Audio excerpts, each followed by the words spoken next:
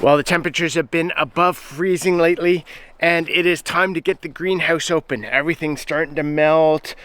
There's ice everywhere. There's still tons of snow everywhere, and somehow we have got to get water into the greenhouse because it hasn't had any all winter, and the beds are so dry it's like dust in there. So we'll get those all soaked and ready to go for spring planting.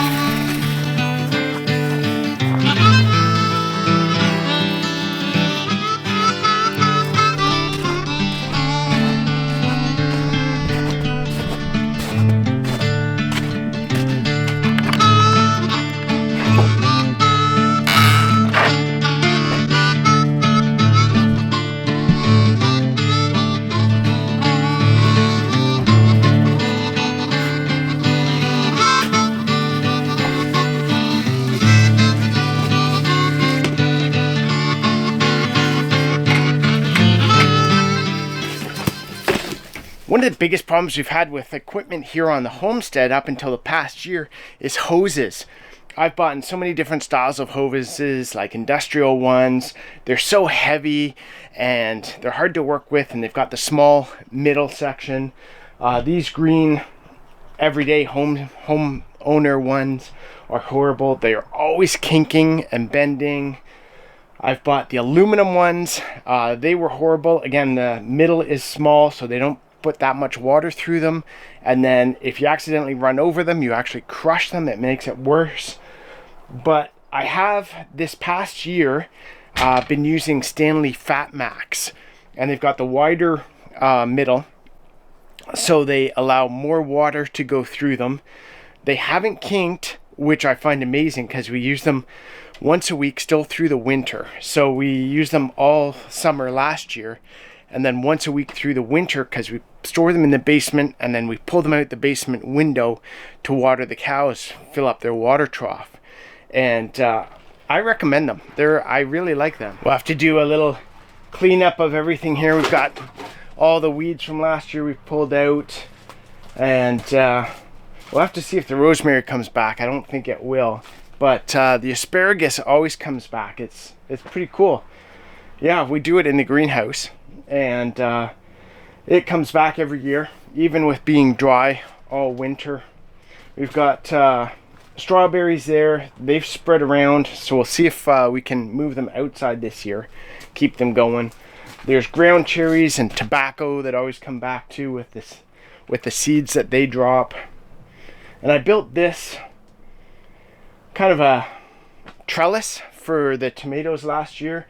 My plan was to have them grow up and then run them along the trellis, and then all the tomatoes would kind of drop through and I could just pick them from underneath. But it didn't work that well. I didn't plan it out, or I didn't trim them properly or something, but it didn't do a good job at all.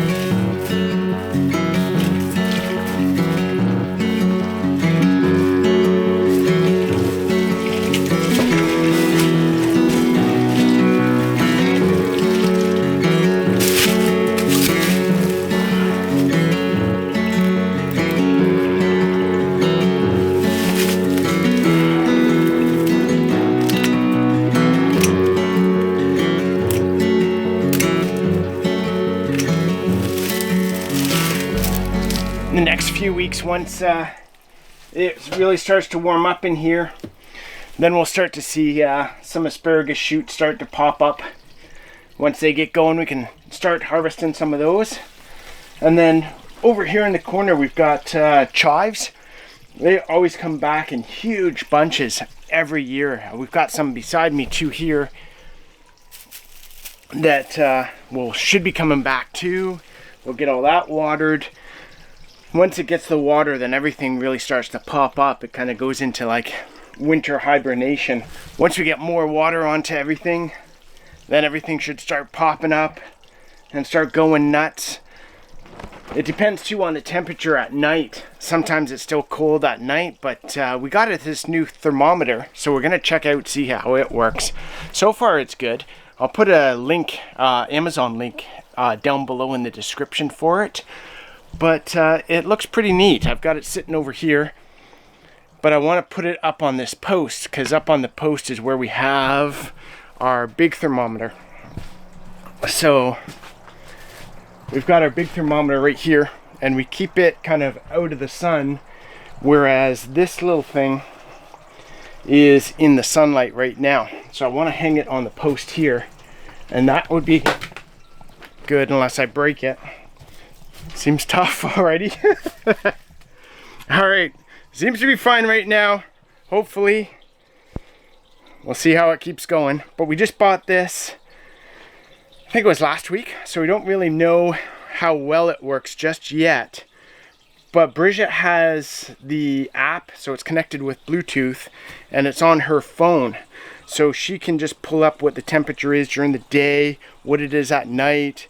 It kind of keeps like a recording, so we can go back and look at the temperature through the night and see if it's still good enough to bring some of the seedlings out or start planting some other stuff.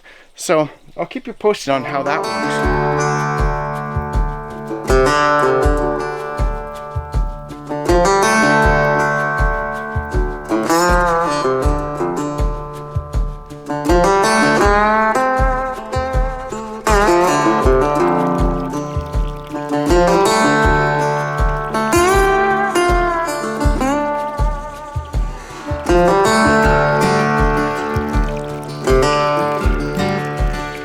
Looks like we might have to add some more soil to these two raised beds.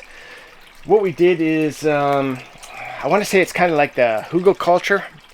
On the bottom, when we installed these, we put a whole bunch of big logs, leaves, and just some other kind of stuff like that around the farm, stuff that was rotting and that. That way we didn't have to use as much soil in the bed. We would raise it up with as much log and twigs and leaves and branches and that kind of thing, and then put a little bit of soil on the top. But it looks like with the water I'm doing, it's all starting to sink down now, which suggests that those logs are starting to rot a bit more. Everything's compacting a little more. So I'll have to kind of top these up with some more soil. So this year too, we want to put in the budget that we're going to replace the plastic on the front of the greenhouse here. It's been, I want to say it's been about 5 years that we've had this plastic on here, and as you can see, we've had to fix it in a few spots. It has finally been tearing a bit with the wind and the wear and the snow load, and up at the top too, it's coming off. So we're gonna get some of the greenhouse plastic and put those on, install them, and that should keep us going for quite a long time now. And then too, what we want to do is we'll take the wood off the inside and replace the pink insulation with spray foam insulation. Either that or the hard styrofoam insulation, rather than that just pink insulation. The mice like getting in there and stuff, so if we can replace it with something hard, then I think that'll help solve the problem of any rodents in there.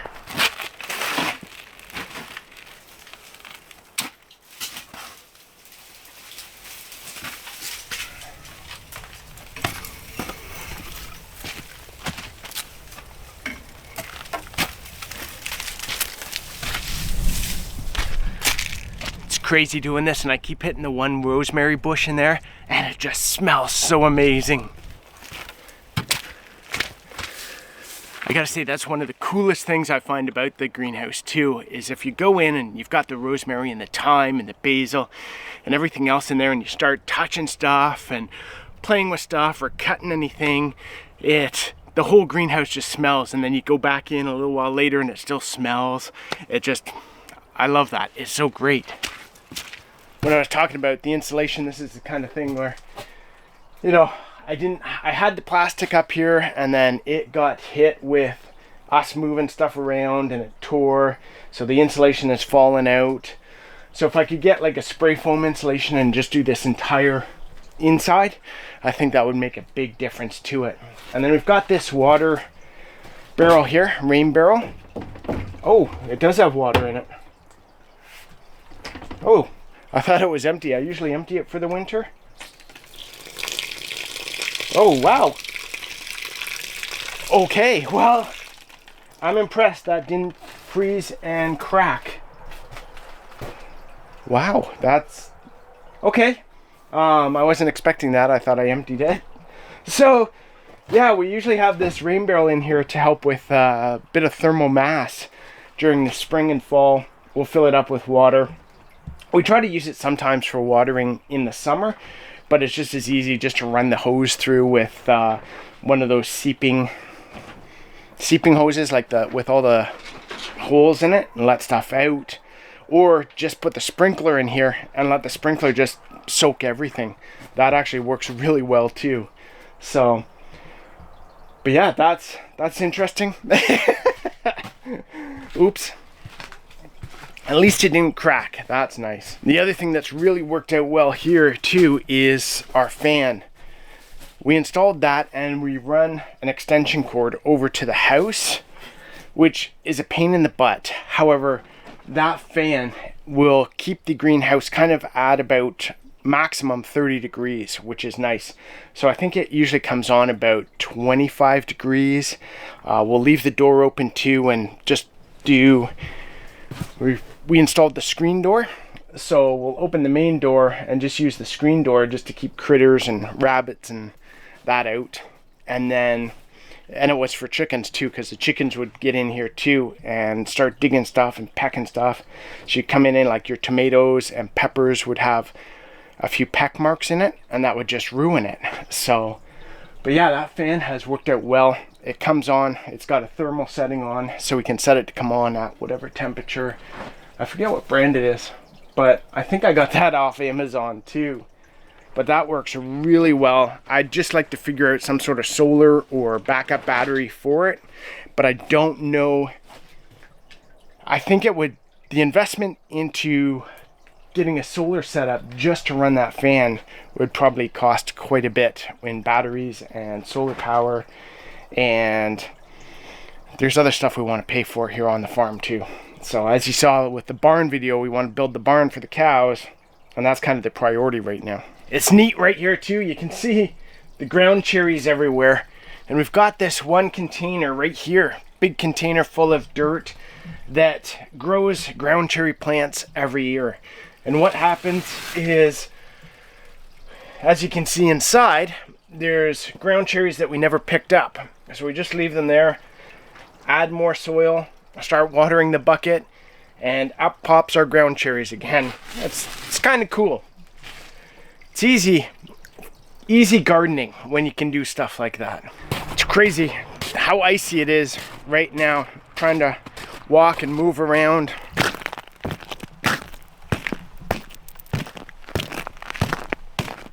So it's good to see. Last year, my dad helped me install the yeast trough up on this, and what was happening before is the water would come down and then freeze on the deck. So we'd have this kind of ice ridge on the deck every year.